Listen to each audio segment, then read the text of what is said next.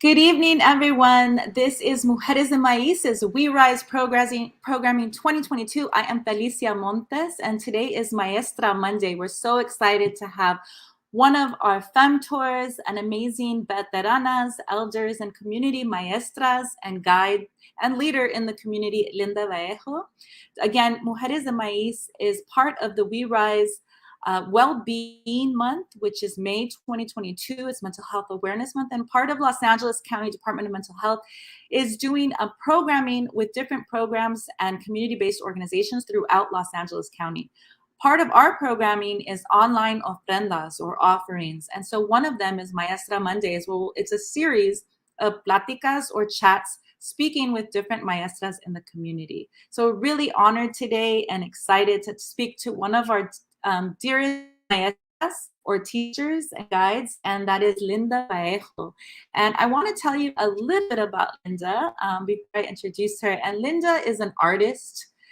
She's a veteran artist, also community member, a ceremonial leader. She's also a grant writer and teaches people about grant writing. She's a past director of a gallery. She's a curator.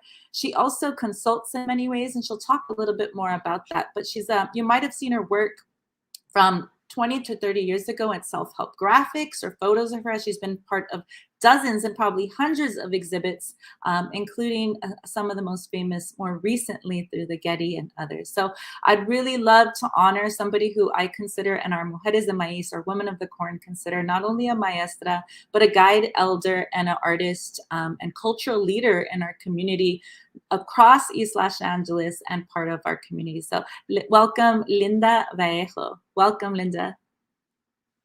Hi, thank you for having me. Yes, we're so excited to have you. Linda has dropped gems of knowledge to us as a true maestra has and can for many, many years and in many ways. We can be in the gallery and she'll say, check out this, or what about this, and give us thought-provoking questions.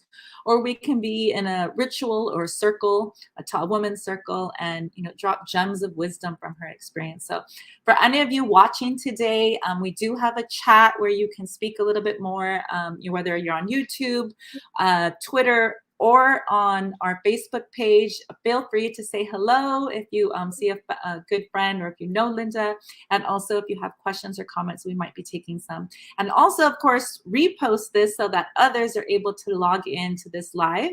And also that this will be recorded and forever on our YouTube as well as our Facebook page. So Linda, I know I introduced a little bit about you, but you have so many facets, a multifaceted Xicana Indigena, multifaceted woman, a multifaceted leader, and also a multifaceted artist in many interests and ways that you do your art. Tell us a little bit, introduce yourself the way you feel comfortable. Well, you've done a really good job. I mean, my life is multifaceted. Being an artist demands that you work in many different areas to be able to function as an artist, move ahead as an artist. I always believed that the fullest life is what I wanted to live as a young woman. I decided that I wanted to be an artist. Of course, it was the first thing I decided as a small child. I knew that I wanted to be a mother when I was in high school and college, like many of us. And I wanted to have a spiritual core and a spiritual center to my life. And now those three things of family, spiritual core, and art are basically the driving forces of my life. And you have to work on all of them simultaneously to be able to find the fullest experience possible to make your decisions, to set your goals, and to work diligently towards the person that you would like to be and the things that you would like to accomplish in your life. You're so eloquent and always just, bringing some of the basics of like balance, all the interests, but also the callings that you've had. I feel like for some, they might be interests and callings. For some, they are gifts and medicines. And I know you see them in those different ways. And that's a little bit different about who our maestras are. And like you see them as ofrendas, you see them as offerings, you see them as medicines. And so when you share these words, even if it's just about, from everything from a grant to to an art piece, or how to start a fire or something. You know, Mm. you're so grounded in what you do, solid in what you do, is the best kind of term or word I can Mhm. really talk about. I'd love to hear about, and you do so much. Can you tell us a little bit about some of those projects? Maybe one by one, because I know Mhm. they're kind of different compartments, but they're to you still part of Mhm. everything that is Linda Vallejo.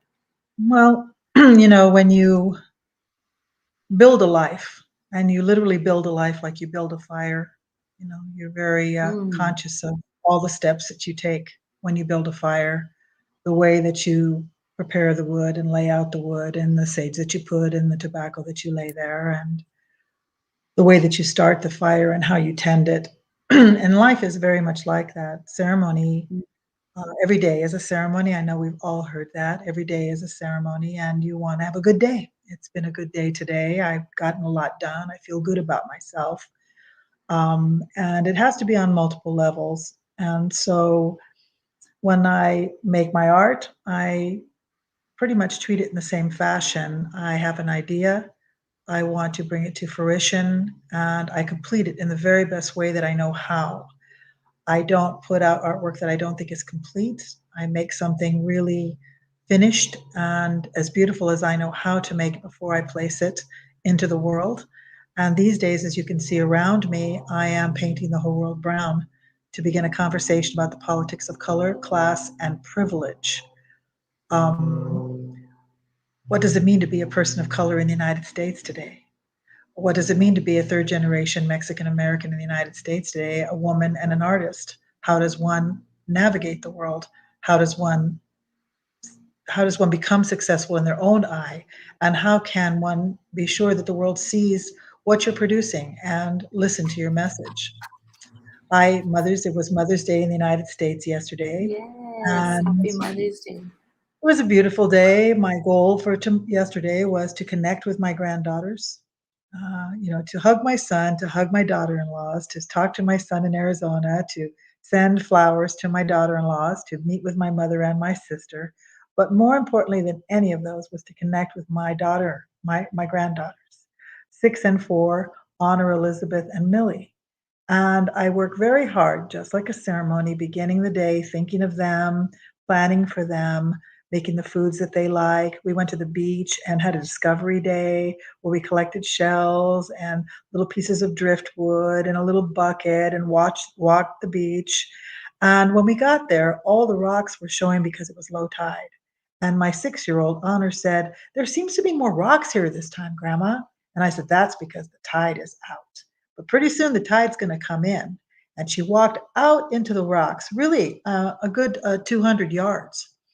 And slowly but surely, I said, "Watch the tide, watch the tide." And she actually experienced in live time, Mm, not just talking about it or trying to explain it, but she saw the water coming in and she could see it growing at her feet. And you could see the knowledge on her face. You could see her learning something real. mm, And we had a mm, beautiful lunch together. And that, of course, yesterday, a Mother's Day with my granddaughters was a ceremony as well, was a completion of a day. And I felt really good at the end of the day. I thought we had a beautiful time together, became closer in relationship, just like in circle. You have circle, and your mm, goal is to get closer in relationships, to have a meaningful moment, to experience a revelation of some kind in your own level, right? And to close a circle with everyone feeling good as if the day ended well. I also am a consultant to artists and to nonprofit organizations, and my job is to help them get ahead. That's my job. My job is to help them make their dreams come true and to get ahead. And I work very hard. I try to share as much as I can about my knowledge in the nonprofit world, in fundraising, and also for artists to expand their careers. And I share the knowledge that I have from my experiences in Galeria Las Americas, from my experiences in the Chicano art movement, as well as the national and international art movement, to tell artists and to share with artists the best that I know how. Uh, so when one family, ceremony, art, and of course, security through business. That's what one of the elements of my life is: security through business building and through mm, regular, mhm, and to maintaining a lifestyle of safety and security through good health, good mental health, all of the types of security that a woman wishes for herself, her children, and her family, right? So I work on these things that I think if you just stop, I think that's one of the keys is just to stop and be Mm, where you are now. Today I was working making these flower arrangements with they're my very beautiful. So my dear beautiful. friend and florist. And we had to stop and work on the flower arrangements. It took many hours to paint the antique Victorian vase and to prepare it for the flowers and to paint all the flowers brown again because it's all a conversation about the color brown, what it means to Mm, be brown. But to stop mhm, in front of anything that you do just for a moment, to stop for the day and say, today is the day that I'm spending with my family. Today is the day I'm spending with my art. Today is the day I spend with my business and helping my clients.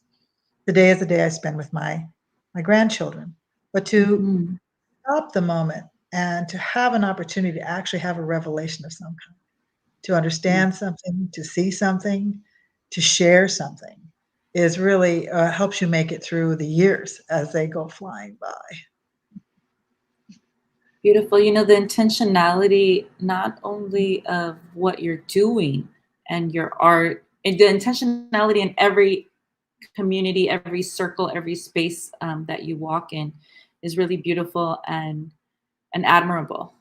It's in your voice, it's in the way you walk, it's in your art, and it's in the work that you do. And so I think that's why all so many of us are fans in many ways. You know how you're able to really balance the community work, the ceremonial circles and spaces, the home life, what you're sharing right now with your granddaughter, and a Mhm. happy Mother's Day to you, as you've also been like a tia, mama, and maestra for Mujeres de Maiz. And I know you have a beautiful family and children that have been, and grandchildren that have been a part of your community and your spaces, and have also seen many of these roads and ways, have seen you in these different circles and spaces. And so, what a beautiful example. What a beautiful example of a maestra for us.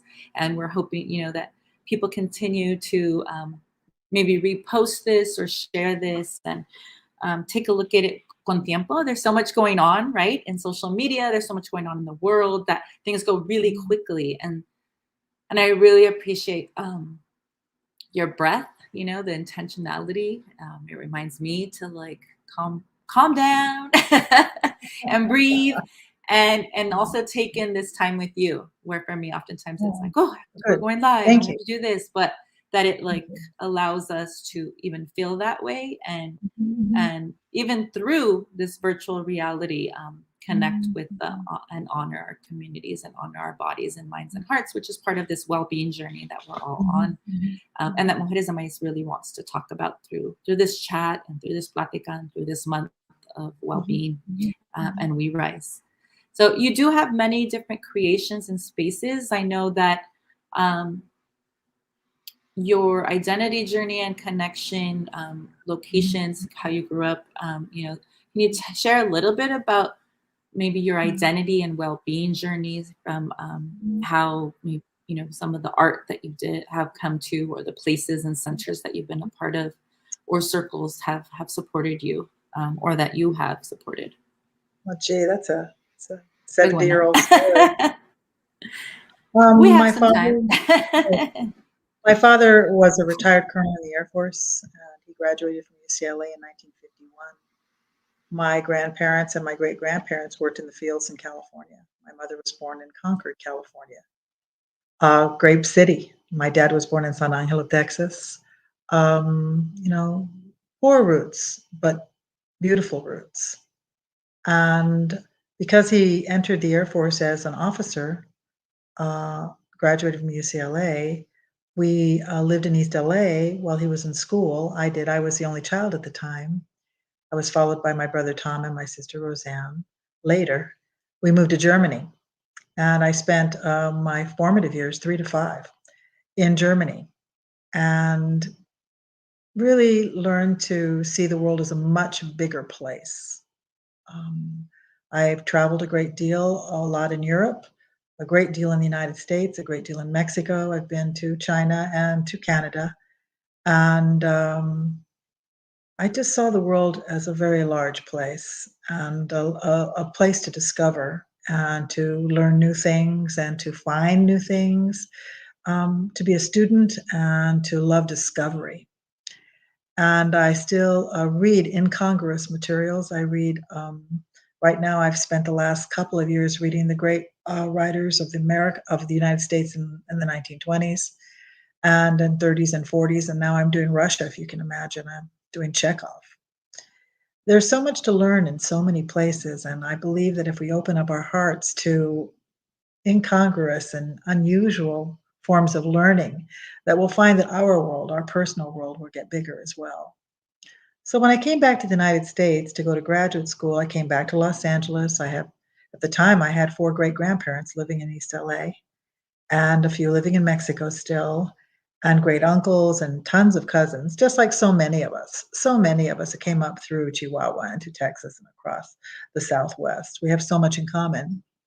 And I went to school. I went to Whittier. I graduated from Whittier College.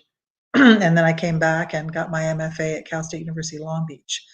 I put myself through graduate school. I worked and did factory work, and I modeled for art classes, and I waited tables to work my way through graduate school.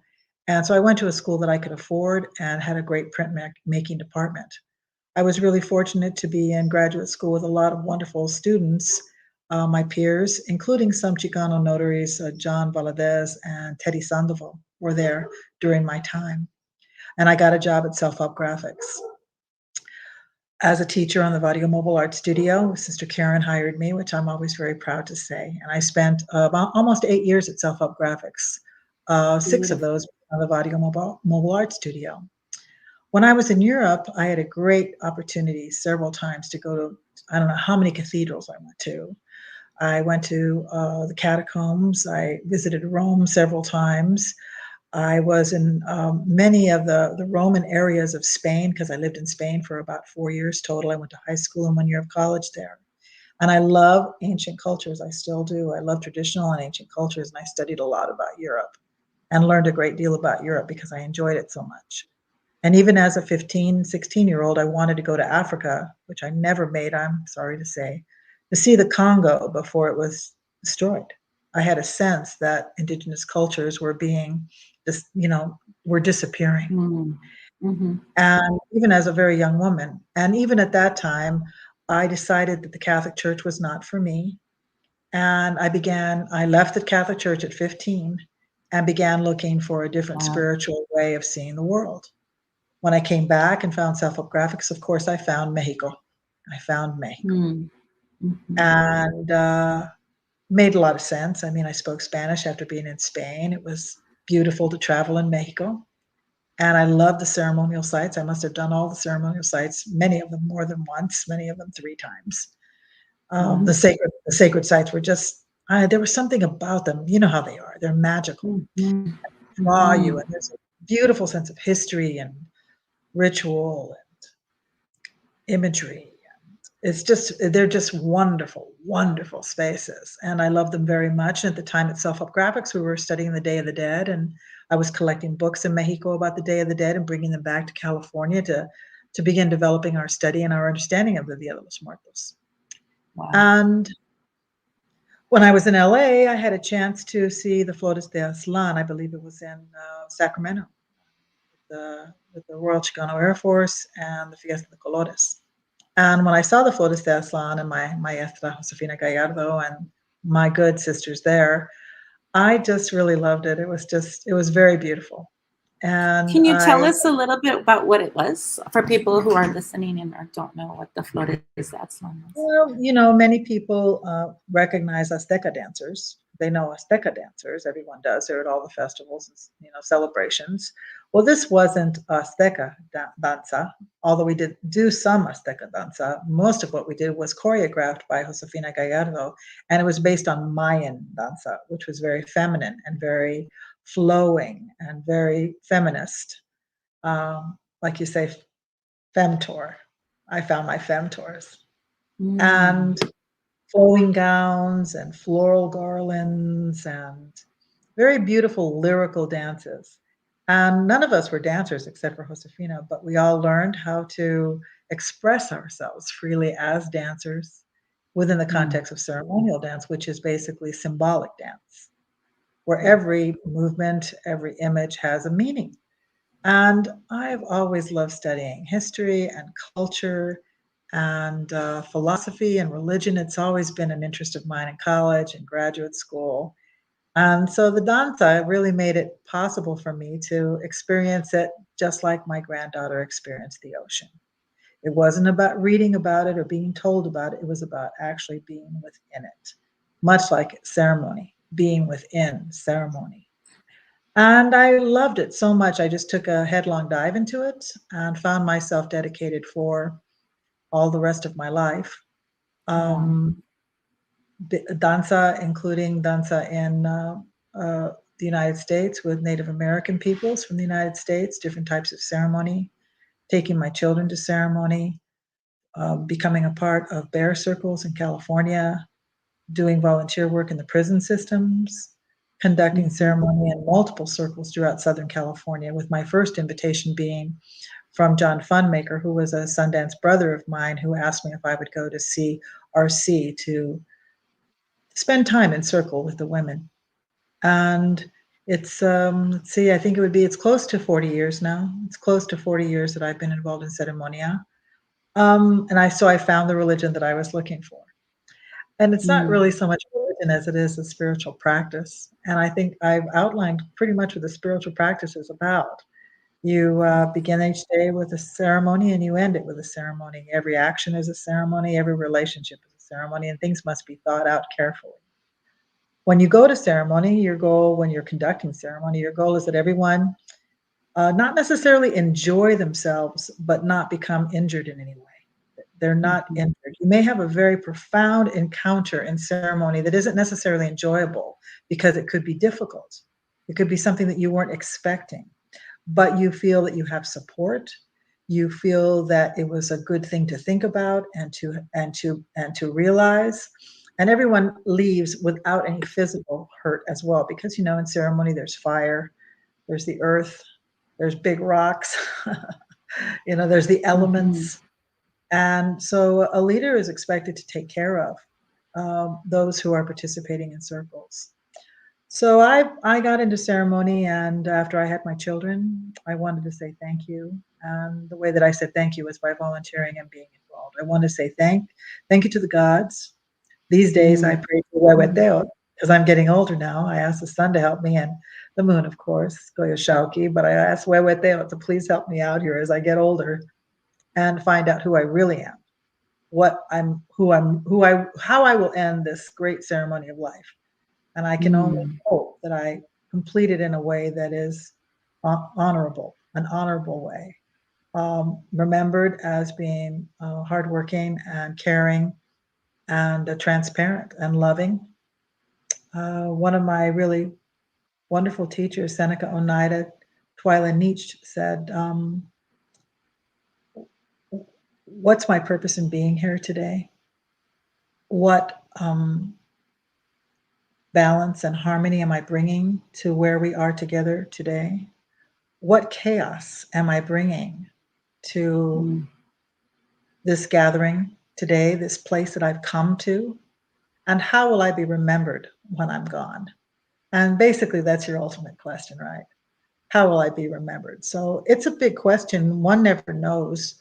One never knows where one's strength is, and one never knows where one's weaknesses are either. They're always a surprise. You always think, you might think that you can handle it, and then all of a sudden you can't handle it. Or you might think that you can't handle it, and all of a sudden you show strength and courage. So ceremony's been very important to me. It's been very important to raising my sons. I believe they were very lucky to, as young boys, to be able to become men in ceremony. And I think it's given them the strength of character that I see in them as fathers and husbands. And I'm very glad that I was able to give that to them, because I felt it as an obligation and a responsibility that if I was going to experience ceremony, that I needed to share that with my children. being an artist is a really big ball of wax. It's a very different thing. About 20 years ago, I sat down and asked myself, well, do you want to go head on into ceremony, or do you want to continue as an artist? And I decided that this is a gift that was given to me as a very small child, and that I needed to discover and to unravel this gift as completely as I could. And that's what I've been working on for the last 20 years, to find out what my art really is and what it has to offer. And interestingly enough, as soon as I did that, I found that I had what I call my brown intellectual property. And being Mexicana, Chicana, Latinx, Chicanx, Indigenex, that I have a lot of information to share, and it all comes forward in this um, hundreds of works that I'm creating.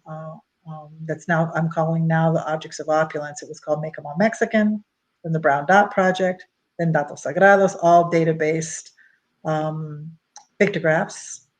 For the Make 'em All Mexican was just painting old antiques brown, so that Elvis Presley became brown, Marilyn Monroe became brown, all the presidents, all the cartoons, everyone, the world, all of a sudden became brown, which was sort of a sort of a funny fantasy. And the Brown Dot Project and Datos Sagrados were all about making pictures out of data surrounding the U.S. Latino population, health, mental health, employment, education, all this data that was translated into object. And now I'm talking about privilege, wealth and privilege. And who deserves it? Everyone deserves it. And we need to begin the conversation talking about giving yourself, well, many people talk about this, allowing yourself abundance, allowing yourself security, allowing yourself good health, making plans for abundance, for security, for good health. To see yourself, your body, your mind, your spirit, your physicality as meaningful and working towards balanced, good health in your life. How was that? Beautiful. You went into your journey with ritual and ceremony and reconnecting with indigenous ways and ceremonia and ofrendas of well-being through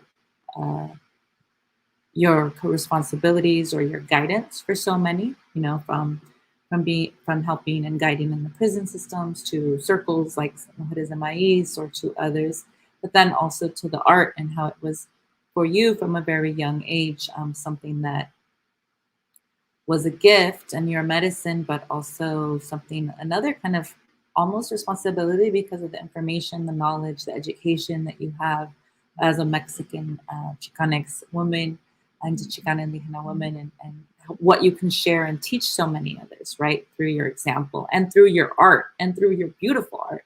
So we have some things in the chat. There's a, the true abundance of our goddesses, Datos Sagrados. They love the name of it. Really like the idea of like woman tour, femtor that we have here. And I'll bring that. There is a question, but I'll bring that a little bit later in terms of what we can possibly offer, or some. What I would like to say. What I would like to say really is to follow your gifts, and not to allow other people to decide what your gifts are. To enjoy your gifts, to nurture your gifts, and to make a commitment through your gifts. Don't allow other people to tell you what you should or should not do, but follow not only your heart, but your mind and the center of your being. Make a good choice. I spent a year, as they call it, indigenous style, praying on this choice between ceremony and art. Make a good choice, make a strong choice, but find yourself and follow yourself, mixed with good health, mental, spiritual, psychological, and physical. And it takes time to really pay attention. I mean, it's as simple as watching your diet, or making sure that you get exercise, or making sure that you read. Like reading is almost a lost art, but it's very important for mental health, to expand knowledge. So to take the time to develop your gift and make a commitment to your gift, and follow it through. Beautiful. Yeah, we have some love as we were posting, like the hearts and other things in the chat. And I think people who have been in circle with you over the years or have got to meet you or see your art, maybe on a cover of Mujeres de Maiz zine, or in the different one woman shows, one person shows that you've had, your solo shows like at Plaza de Cultura y Artes in the last couple of years, or others that are coming up. Really show that path of what you're doing, the different paths, but also how they intersect, and that decision of, yes, focusing on your art, which is held you together, held your family together, well-being wise, but also bringing in these other like datos sagrados, or all the under information and knowledge that you've held and were able to be gifted through the years, whether it was through a ceremony or traveling or from your own family or community members.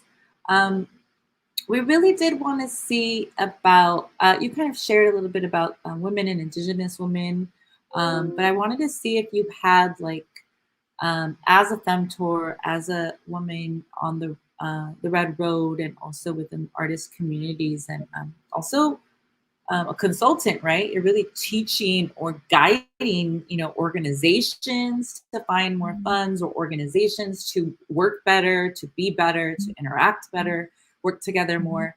Are there some key things that you would want to share with some of the people maybe listening, which are mainly women and femmes, but also it's all community members, around some of the key lessons? Like, you've shared a lot of that, but if there's other thoughts that you Well, want to share with some of our community. If you're interested in starting a nonprofit organization, just remember that grant writing is not your only way to find support for what you do.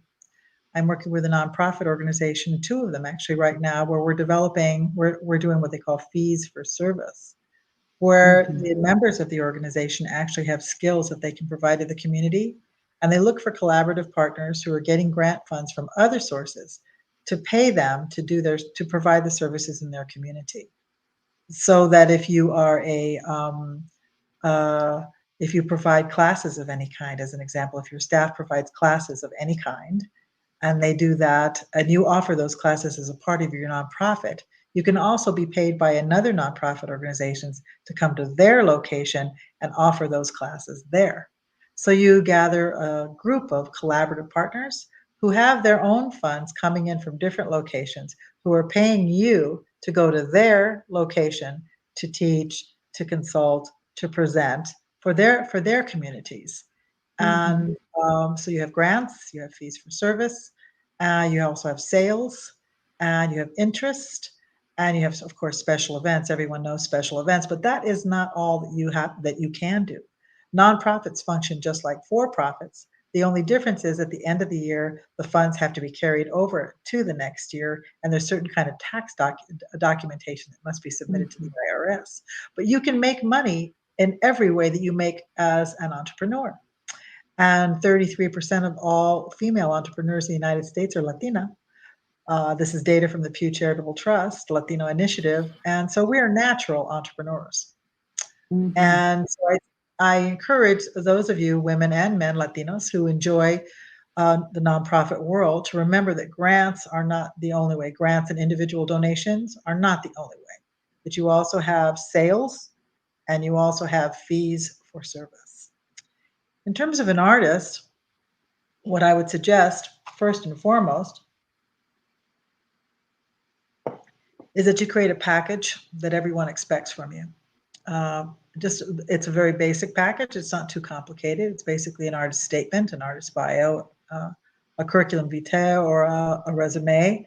And you can go as far as to create a proposal package of an exhibition that you would like to present. But the resume, the bio, and the statement, which artists sometimes are afraid of, but there's nothing to be afraid of. It's just words on paper. And I do this kind of work with my clients, editing their materials. But if you have a good package together, you'll find that everyone, from museums to galleries to curators to educators to scholars, all want to see some part, if not all, of the package. So if you have a package ready, and then you're ready to present yourself, at a moment's notice. Obviously, a website is a must these days, Mhm. and social media presence is not as important as a website if you are a fine artist. If you're a fine artist and want to get exhibitions, I mean, you can do some sales on Instagram, and you can post events on Facebook. But what gallerists and scholars and educators want to see is a good website and also this package. I have also been suggesting to artists to create a small brochure that can be attached to emails when they meet individuals that they would like to reach out to. I call it reach out and respond. Reach out and respond. Everyone that you meet who shows some interest in your work, you simply write to, thank them for their time, and send a small brochure as a follow-up.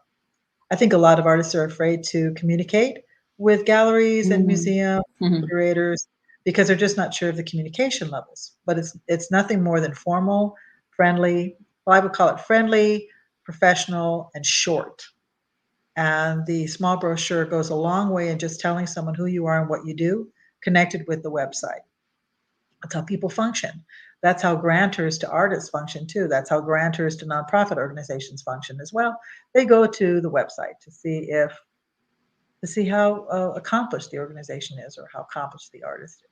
So that would be two pieces of advice that I would give to nonprofits and to artists. Amazing. And I think, we want to put Linda's website, which is scrolling, and as well as her Instagram. And she also has, of course, Facebook and other website information that you can kind of find out not only about her artwork, but her work, her consulting work, which is leading, amazing nonprofits to the next level or artists to the next level or both. And we've seen that, and you've done that for a very long time in terms of sharing. And so I think that's what we love, I think, about one of the many things that we love about you, Maestra Linda Vallejo, is really that you excel and are grounded and really exceed expectations and are really focused and always giving back in each of your circles, whether it's a ceremony or an artist space, or nonprofit work or grants and etc. You are leading the way and pushing forward, but also remembering those who might need some help and support. And you do that in such a structured and very matter of fact way, in terms of things. This is how it's done, and this is what you need to do. Whether it's a prayer that you're sharing, or an art piece, or a how-to on a brochure, right? So I really appreciate that about you, and I think a lot of the others do too, I and that's wanted why we consider I you wanted to mentor. encourage our I wanted to encourage our viewers too to look at my grant writing website, which Yes. is atozgrantwriting.com. atozgrantwriting.com, A to Z. And you can find me. You'll know it's me because you'll see my picture on the homepage. It's pretty easy to find me. But all of the services that I provide to nonprofits and artists are there, and everyone can see what's provided. And there's a lot of hints and tools. Awesome. And yes, various of the Mujeres de Maiz have been through the A to Z grant writing, and so it's important to check out. It's another path. We're talking about, it is May. We're part of this We Rise programming. This is our series of, for those of you who might just be joining us or popped onto the Facebook or YouTube Live, we are with We Rise programming of We Rise Mujeres de Maiz. This is a whole program on well-being for the month of May. These are our online ofrendas through Mujeres de Maiz for We Rise. And this digital experience is really an initiative of the Los Angeles Department of County Department of Mental Health that encourages well-being and healing through art, connection, and community engagement. So what better maestra than Linda Vallejo to share about art, connection, and community engagement, the ways that she has done that with different organizations, spaces, galleries, communities, families, centers, rehabilitation centers, centros, individuals, right, and all these different communities and spaces. So what important work. We've shared some of the websites, both the A to Z grantwriting.com, but also, you can stop, pause it to check it out if you need it, or also Linda's Instagram and also website that focuses a little bit more on her art.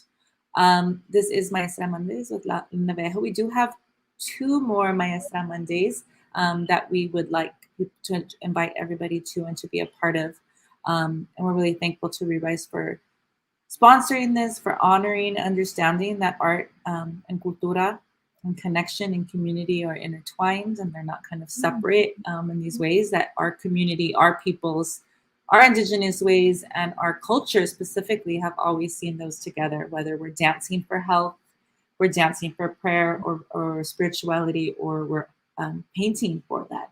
And so it's a beautiful, beautiful way that you're sharing. Linda, I'd love to hear some information or updates about your upcoming projects or exhibits, and then also maybe some other, art pieces or other ideas. Can you share a little bit more about some of the things that, as part of your well-being as an artist and your well-being as a cultural person and connection of some things that are coming up that some of our audience might want to take a look at or take a visit? Yes. If you go to my artist website, on the front page, there's a scrolling series of boxes. It'll show you all the shows that I'm up in now. I'm actually working, as I said, on a series of pieces called the Objects of Opulence, and they're about the politics of color, class, and privilege. And interestingly enough, presently, I am up in through the 15th of this month, which I believe is Sunday, at Bermuda's Projects in Cypress Park. And it is the first iteration of Objects of Opulence. If you can imagine all these brown objects behind me in a room that's painted with polka dot brown wallpaper and floor coverings. So I have antique objects of furniture painted brown, with a multitude of different types of antique objects that make an interior, in this case, a sitting room with actual antique chairs and data-based objects on the wall and upholstery as well, that create this all brown polka dot environment. And if you go to my Facebook page and to my Instagram page and also to LinkedIn, you can see some of these images as well as on my website. I've been working on this particular project for 4 years, and I'm very pleased at this first iteration of it to create this brown, milk chocolate brown environment that begins to create a space, not just an object, but a space that talks about this very complex understanding of what Latinos do in the United States. We are the 7th largest economy in the world, US Latinos, by gross national product. If we were a nation, we would be the 7th largest in the world. We contribute a great deal to the gross national product of the United States. We were here when the railroads were built from Texas to California, in the Santa Fe. We built the backbone, if you will, of American culture, of American economy. And these are many of the topics that are discussed in the data works involved with this. I'm also in a show called LA Memo at La Plaza de Cultura y Artes, and supported with and in collaboration with the Altamed Foundation. And it is a beautiful show of Chicanos from Los Angeles that were producing work in the 70s and the 80s. And I have a rather unusual video that I produced in the mid-1970s called Take a Bite, which is very beautiful and very sexy. But it's rated M. Let's say it's rated M. And a sculpture and also a print is in there, but there's many major works by Chicano artists that are very renowned in Los Angeles. And I'm going on Thursday to the University of British Columbia Museum of Anthropology to be a part of a Chicano show as well. And I'm also they're going to create a polka dot room for me within the museum space. That's going to create another one of these polka dot rooms with a mixture of objects. I'm very, very excited to see it. I'll be going on Thursday and staying through Sunday, being a part of panels and discussions and walkthroughs and all kinds of, yes, just work. And let's see, there was another show that came to me and now it's left my mind. I'm up in 4 shows right now. Oh yes, I'm in New Mexico, in Albuquerque, at the Mexican American Art Center Museum. And there's a series of pieces there surrounding the brown Oscars, because I also have done brown Oscars where the movie stars all become brown. And all these shows are on my website, and you can see them in a block that kind of runs across. And if you click on the block, you can see all the details, the spaces, and slideshows of the images as well. Presently, I'm working on creating, I've done a sitting room that you can see at Bermuda's Projects, and I sincerely hope, if you're interested, that you'll go take a look. I'm very proud of this work.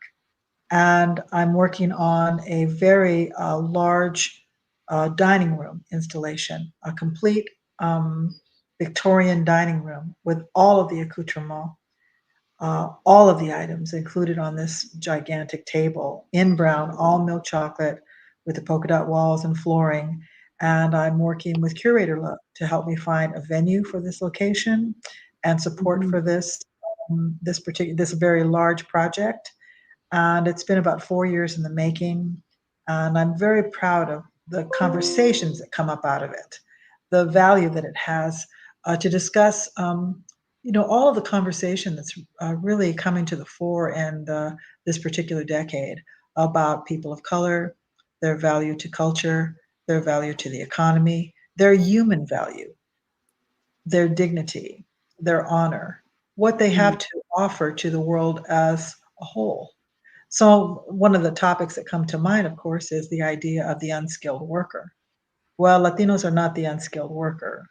It turns out that we are the skilled workers in this country. According to the Pew Charitable Trust, we will, Latinos, U.S. Latinos, it's all the Cubanos, Mexicanos, Puertorriqueños, Sudamericanos, Centroamericanos, all of us, Mexicanos, Chicanos, all of us, are going to constitute 75% of all new jobs in the United States between now and 2034. How is that possible? Well, we're the bricklayers, we're the carpenters, we're the electricians, we're the plumbers, we're the skilled workers. And I think this is a really big shock because we've sort of been invisible for a long time, but the data is actually bringing it forward. And I'm having a lot of fun sharing the good news. Not all of it is good news. Some of our data is not that great. We need to enter into the professions more. We need to graduate from college and get into the professions. We have the workers. Now we need doctors and lawyers and all of the business owners, corporate business owners. We need all of these things. And I'm sure that we will find our way if we can just believe that we have all of the skills and all of the courage and all of the knowledge and ability that we need to be able to become whatever we choose to be for ourselves and our children and future generations.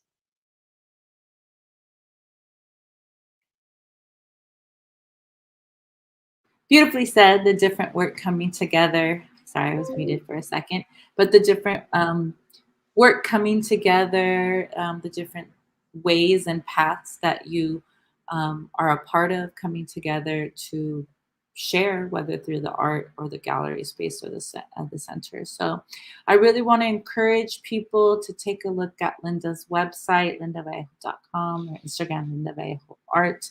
Again, she mentioned the LinkedIn as well as the Facebook page, which she keeps updated, and as well said that there's like a clicker just like ours that's moving, or a ticker that's moving across, or that's up there on our website, where if you press, you're able to know about the different 4 current web exhibits that she's in and some of the upcoming work that's there. I wanted to double check and just kind of see, there's some just hellos from people. Lily Flor saying thank you for sharing and inspiring all of us.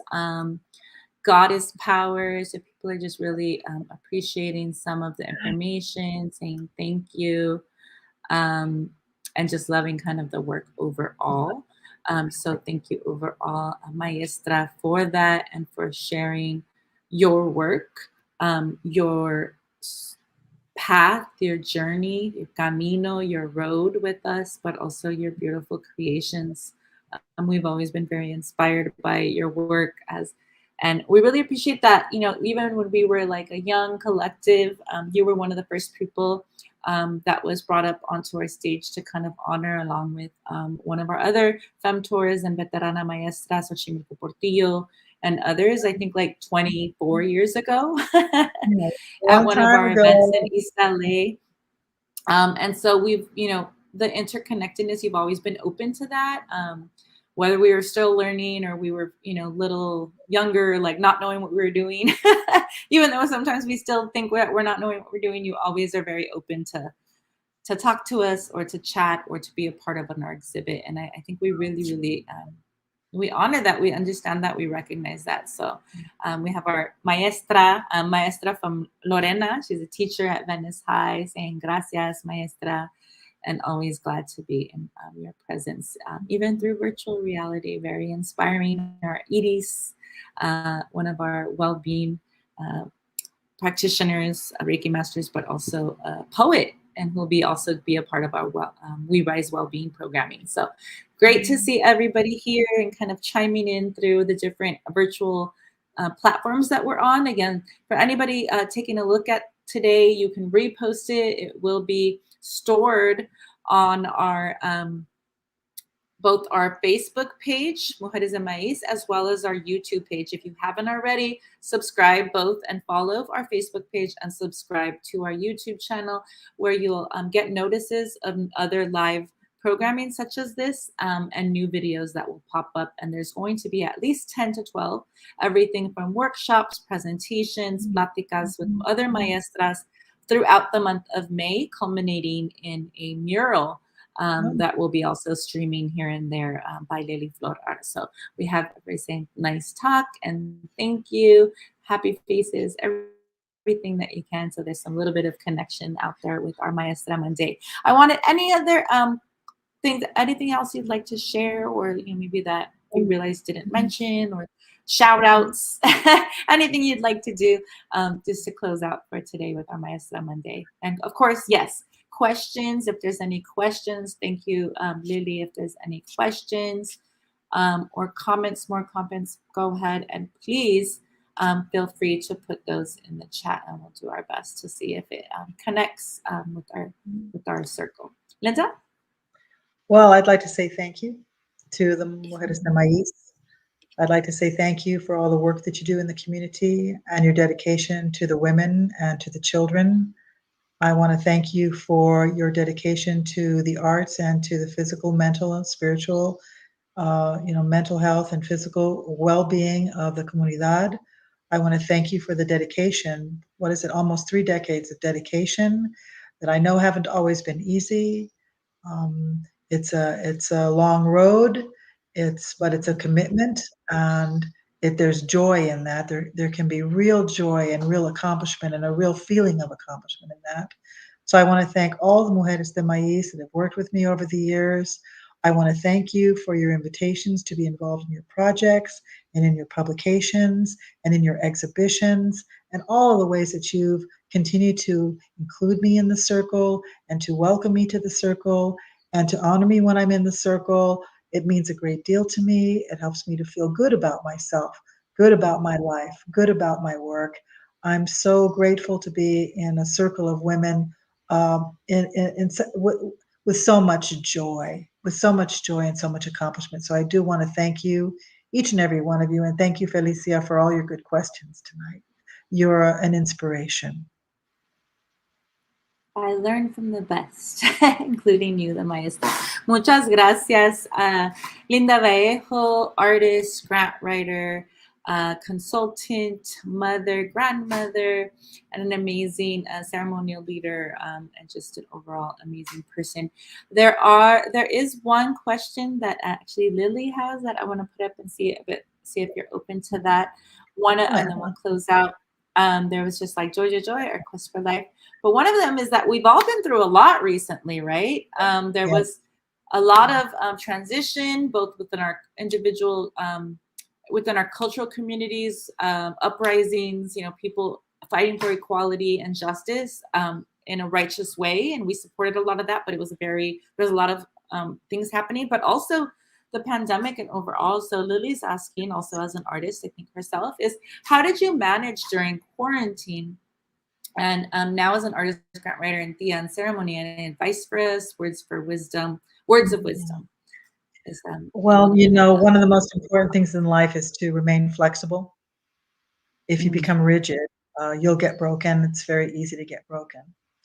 So to remain flexible is very important in times of stress, of possibility of illness, in great turmoil. To be flexible, to be open, to not make snap judgments, to to settle with things as as you can, and to allow yourself the time that it takes to do that. Many artists during the quarantine began saying things like, "Oh, I needed time off to be in my studio anyway. I'm very happy about it." And 3 months later, people started pulling their hair out because it's a very difficult world to be an artist and to be in your studio all the time producing. It's lonely. Artists are social beings. They not only like being in the studio alone, but they also like being amongst their colleagues and going to openings and museums and joining together in celebration and all kinds of things. And a lot of artists are into theater and music and I mean, they love danza. They love all kinds of art forms. So not being public was very difficult for a lot of people. I decided to take on a study. I took on a series of studies to learn a few things that I was interested in. I began reading, as I've been telling you. I've been reading. I've been doing a pretty serious study where I read the biography of an artist, then I read all the works of the artist, then I read the memoirs of the artist. Then I watch all the movies made from the memoirs and movies of the artist. Or I read all the plays and I watch all the plays on YouTube. I do a full study of the work of an artist to understand their life and how they managed, which was very entertaining and quite wonderful. So study. When you have time unto yourself, it's time for introspection. It's time for intellectual investigation. It's time for reorganization. It's time for, if you have an illness that does not allow you to leave the house, what are you going to do with yourself? You need to occupy yourself with things that are meaningful to your growth, meaningful to the continuation of your work and your dedication. So I began reading. I began painting things brown all over the place. I bought some news about a gun to start spraying things. I began Yes. devising the uh, the the new objects of opulence installation, devising it, redevising it, making experimentations, doing experimentations, failing and succeeding. Of course, in terms of the pandemic itself, a lot of artists lost a lot of opportunities. I lost opportunities myself, and you just have to let things go. That's what I mean, be flexible. I just had to let things go, realize that it was nothing that I had any control of at all, to delve myself into my work and into my study and into relationships with people in any way that I could find them, the best way that I could find them. And I developed a new business around Zoom. Zoom came and Zoom was there, and suddenly consultations Mhm. became very easy. I saved a lot of money from not having to travel. Traffic in Los Angeles is horrendous. Gas Right. prices are going up, and all of a sudden, Zoom was a way that people were willing to meet. So I developed a new business. I spent a great deal of time in the studio. I love to cook. I love the kitchen and I love to cook. So I practiced. It was all this a lot of self development. I had to allow Mhm. my children to, because everybody was really afraid for children at the very beginning. They were very afraid for small children, and this is logical. This is quite logical. So I couldn't see some people that I really wanted to see for quite some time, and I had to be flexible about that. I developed a way to communicate with people through writing, actually writing letters, an old Wow. art that's just been lost, where you buy cards and you actually write a letter and tell somebody the news, and you put it in an Mhm. envelope, and when you put it in the mail, and somebody gets something in the mail, and it's exciting for children, it's exciting for everyone to receive something. So I developed Yeah. new ways of communicating, new ways of finding knowledge that I really wanted. And of course, I wore a mask everywhere I went. I got vaccinated as soon as I could. I'm triple vaccinated. I never got COVID. God help me that I never receive it. I'm very careful with my health. Uh, you need to be very careful. I encourage all the women and men watching today to please be careful with yourself. Health is the center of many things, and without good health, you really can be handicapped in terms of making your dreams come true. So flexibility and imagination and inventiveness and curiosity to learn new things really helped me through what is it, almost 3 years of being here. Well, Right, now we're going out now, and I'm right, careful, but I'm right. enjoying Right. I'm enjoying being with Circle again. Amazing. I think really key suggestions. That's overall kind of for life in general, aside from aside from the question specifically about around quarantine. You know, you mentioned self-reflection, self-growth, flexibility, reading, learning, and building deep relationships in different ways. Even Yeah. way, you know, instead of our social ways or the ways that we've been doing it, even the writing. And so, and through generations and building that. So it's really beautiful to hear that. Lily kind of replies, yes, I studied and read, new business plan recreated.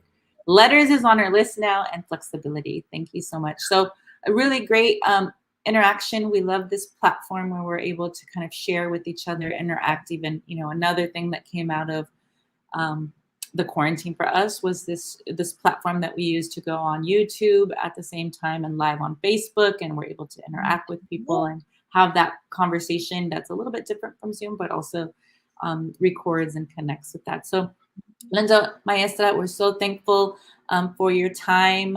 We know you're a busy woman with amazing responsibilities and tasks and families and many things on the to-do list. And so thank you so much for being a part of our We Rise Mujeres de Maiz programming.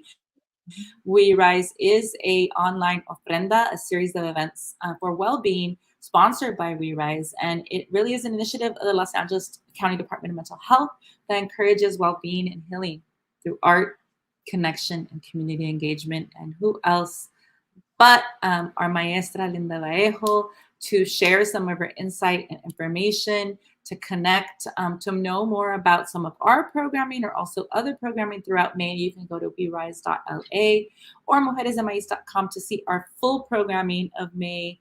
You'll see workshops, circles. Tomorrow and Thursday there's talking circles.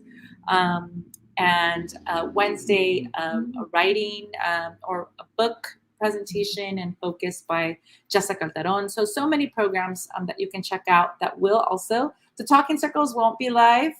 Those are closed. But some of our programs are. So if you want to repost this, do use our hashtags, check it out. We love to incorporate and connect with you all. So please do repost, share it with a friend, send it in a group or repost in a group as it is on Facebook. If anybody on YouTube, if anybody is in need of support in any way, there is the LA County Helpline. There is, you know, ways of helping each other through art, through círculos, through spaces. So we're offering those through Mujeres de Maiz, but also we wanted to, of course, share that. And so werise.la, mujeresdemaiz.com. As well as, of course, I wanted to share Linda's information one more time. And thank you all for joining us. Many blessings, Linda, to you and your family, to all of your projects, prayers, thoughts, and art. Muchas gracias. It's been wonderful. Thank you so much. Many blessings. Have a good one. Take care. You too. Take good care, everyone.